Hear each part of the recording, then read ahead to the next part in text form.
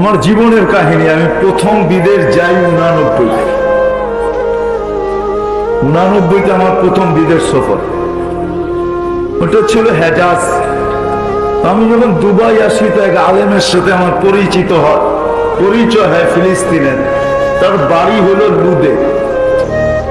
Lud হলো তেল আবিবের থেকে 17 কিলোমিটার দূরত্ব, যেখানে দাজ্জালকে কতল করে।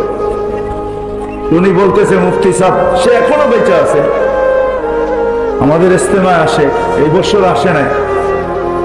তো সে বলতেছে তোমাকে একটা তথ্য দিব। আমি বলছি কি তথ্য? আমার প্রতিবেশী ইহুদি আলেম একদিন আমাকে জিজ্ঞাসা করছে যে তোমাদের ফজরে আর জুমায় মুসল্লি হয় কিরকম। আমি বললাম জুমা আর ফজর তোমার কি সম্পর্ক, তুমি ইহুদি। পরে ভাবলাম আমার প্রতিবেশী তর্কে জড়ানো ঠিক হবে না। আমি বললাম জুমার তুলনায় আমাদের ফজরে কোনো মুসল্লি হয় না।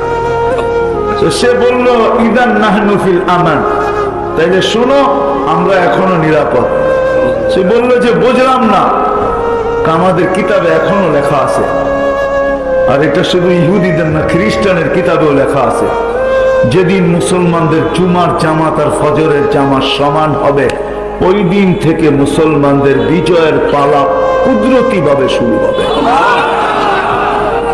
যদি আপনি প্রমাণ চান আমার কাছ থেকে নাম্বার নিতে পারেন, যদি প্রমাণ চান ওই পৃষ্ঠার পুরো আপনাকে আমি দিতে পারি। এখনো ইহুদি খ্রিস্টানদের কিতাবে লেখা আছে।